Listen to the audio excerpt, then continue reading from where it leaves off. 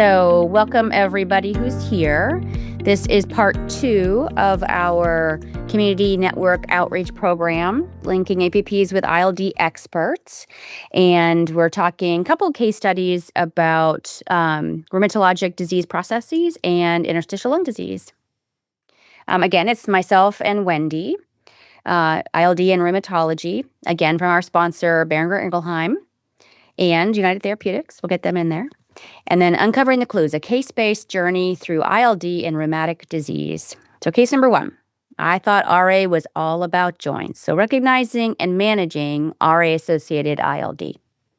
So we got this guy, LBJ. He's a 67-year-old man. He has increasing fatigue and shortness of breath with mild exertion over 6 months. Past medical history, diagnosed with seropositive RA about 4 years ago. Rheumatoid factor is quite elevated at over 300. Anti-CCP is over 60. He was started on methotrexate initially, and then adalimumab was added 2 years ago given ongoing disease activity. So I'll ask the group, what features of this history suggest a higher risk for interstitial lung disease? Kind of think back to our last talk we had last week. Do we think it might be the age of the patient, the male sex, all that kind of stuff? Looking at the whole information, we feel that he might have an increased risk for interstitial lung disease due to the increased shortness of breath over the past 6 months. So we do an exam. He's got inspiratory crackles on auscultation, normal oxygen saturations at rest, which is great, but he desaturates with walking. It doesn't really say how much he desaturates with walking, but it does go down when he is active. Chest x-ray, there are interstitial markings.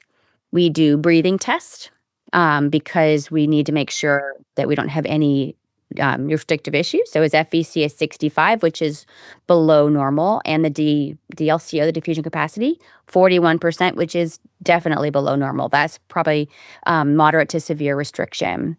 We then get a high-resolution CT scan, basal predominant reticulations with honeycombing consistent with UIP pattern.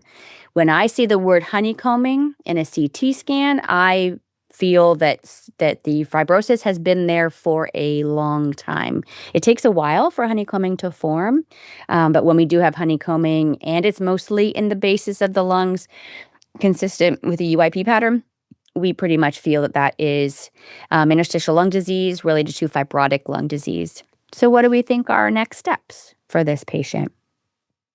What do the guidelines say? So they say refer to pulmonary so we can get a confirmed diagnosis of RA-ILD with usual interstitial pneumonitis phenotype, meaning the basilar predominant fibrotic lung disease that has some honeycombing in there. He's been on methotrexate for 4 years, and like we said, adalimumab was started 2 years ago. I believe that's Humira. High titer, rheumatoid factor, older age, male sex, and the anti-CCP positivity considered high-risk profile. So, what baseline and follow-up assessments would you establish for this patient, and should methotrexate be continued? So, does anybody in the group have a thought about should we continue the methotrexate? Wendy, what do you think? Yeah, so, way back, we used to just stop it on our patients. Now, we really talk to Palm a lot and see kind of what you all think, and go by that. Okay. Depending, are they going to start on, rather than the DMARD, start on some type of, infusion biologic? Might change that as well. Okay. So treatment decision and evidence-based management. So we're going to start them on an antifibrotic medication. We've got a couple right now that are approved for progressive pulmonary fibrosis, which would be nintedanib or Ofev, or the nerandomilast, which is Jascade. Either of those could be started.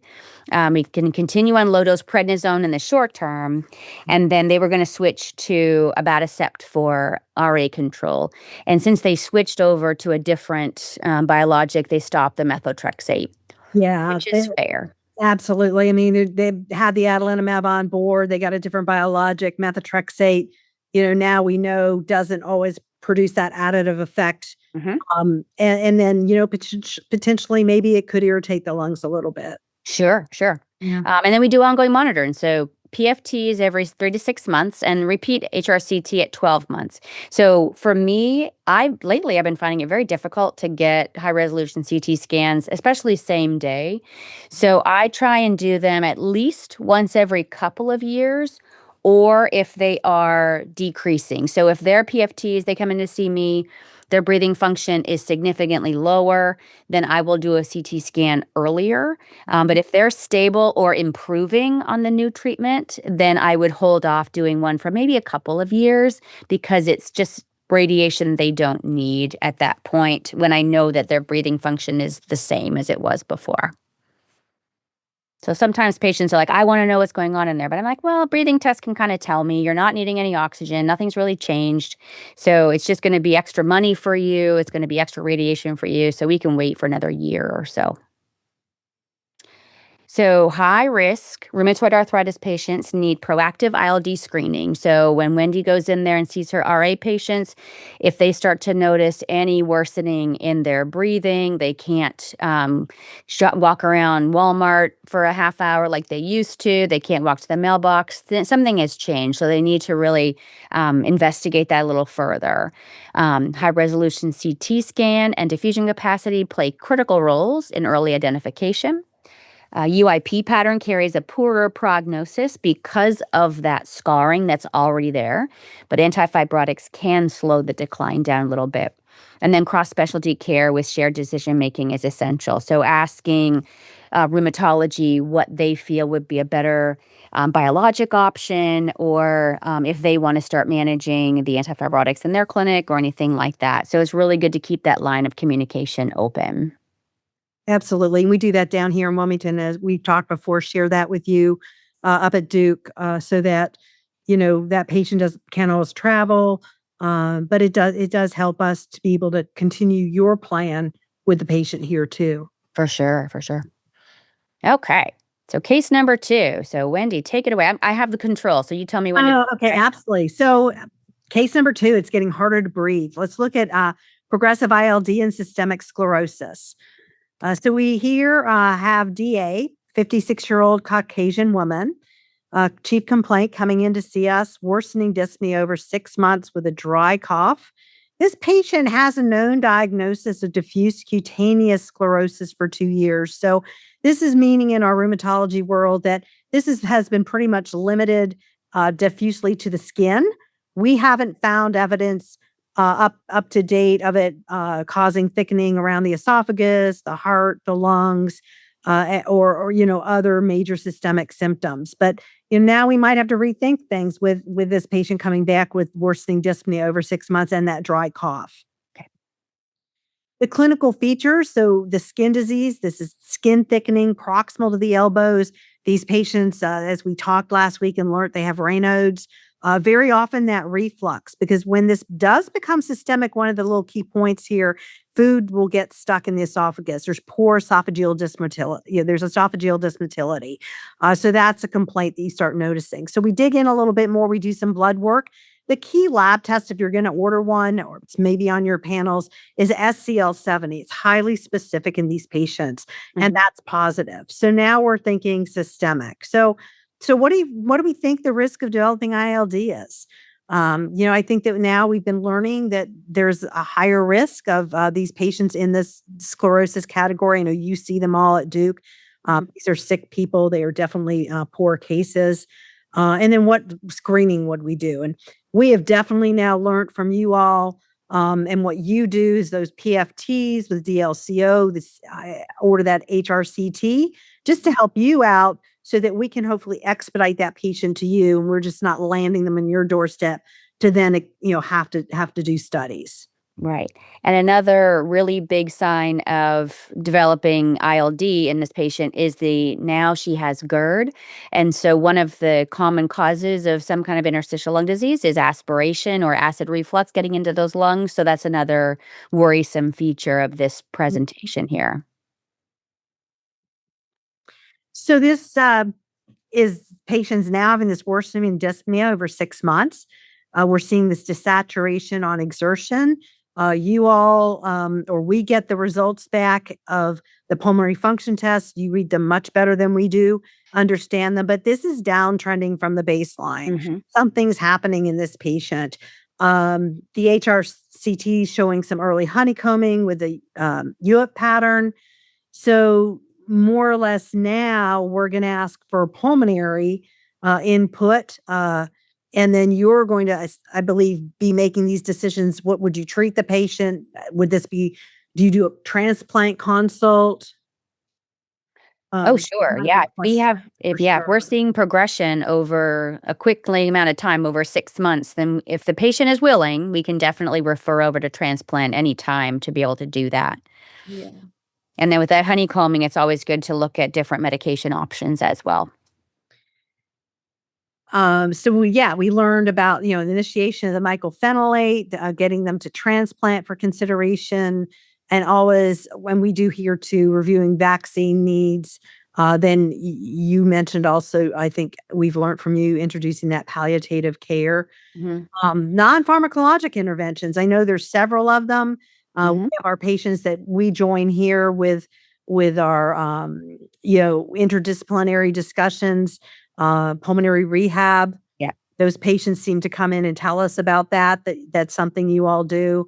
And then I think between you all or us and us maybe monitoring or administering some of these medications, we communicate together.